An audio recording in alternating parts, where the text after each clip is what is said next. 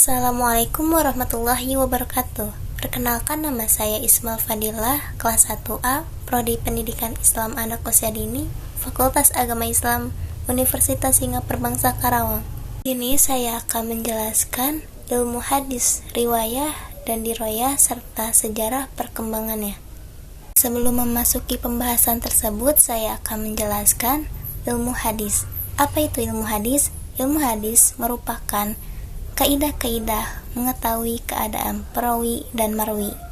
Perawi dan marwi ini memiliki arti yang berbeda. Apa itu perawi? Perawi merupakan orang-orang yang menyampaikan, menerima, dan membawa berita daripada Nabi Muhammad SAW, atau disebut juga dengan sanad.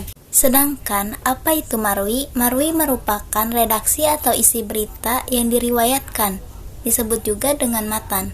Jadi, dapat disimpulkan bahwa ilmu hadis merupakan ilmu yang menjelaskan tentang suatu keadaan perawi atau yang meriwayatkan dan apa yang diriwayatkan atau matan. Nah, masuk ke pembagian ilmu hadis. Ilmu hadis terbagi menjadi dua, yaitu ilmu hadis riwayah dan ilmu hadis diroyah. Apa itu ilmu hadis riwayah?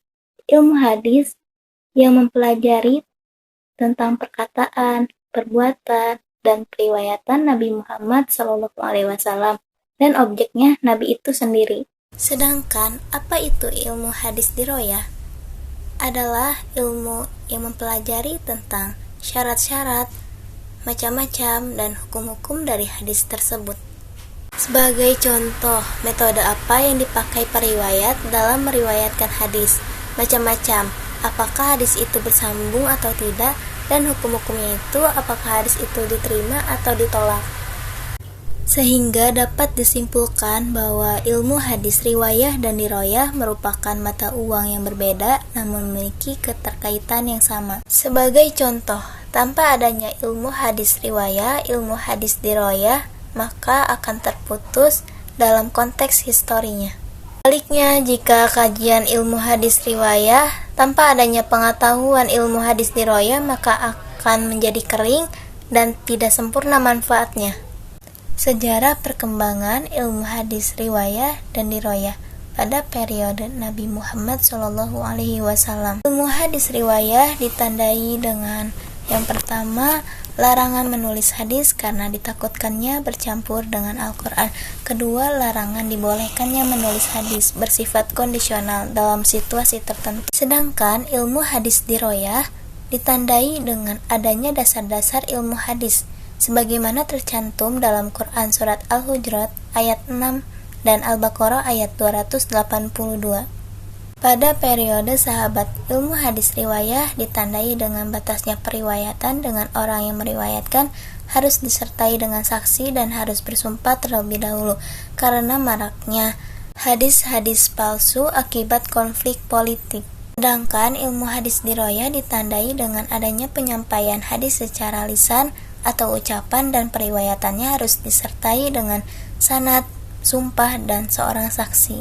Periode tabi'in. Ilmu hadis riwayah ditandai dengan mulai dibukukannya hadis atas instruksi Umar bin Abdul Aziz kepada Ibnu Syihab Az-Zuhri. Juga muncul model kitab-kitab hadis seperti Muwatta, Musannaf, dan Musnad.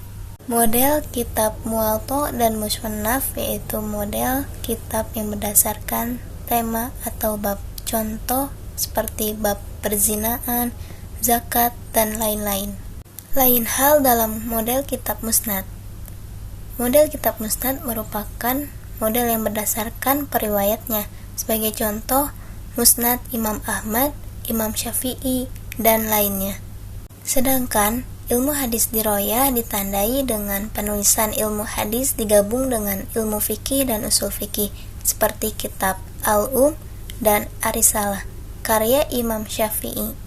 Pada tabi'in, ilmu hadis riwayah ditandai dengan masa keemasan ilmu-ilmu hadis dikarenakan adanya kodifikasi dan dipisahkannya dari hadis yang sahih dengan yang tidak sahih. Kan ilmu hadis diroyah ditandai dengan telah dipisahkannya ilmu-ilmu hadis tetapi belum menyatu dan munculnya kitab-kitab ilmu hadis. Pada setelah tabi'in, ilmu hadis riwayah ditandai dengan adanya penulisan hadis secara sistematik.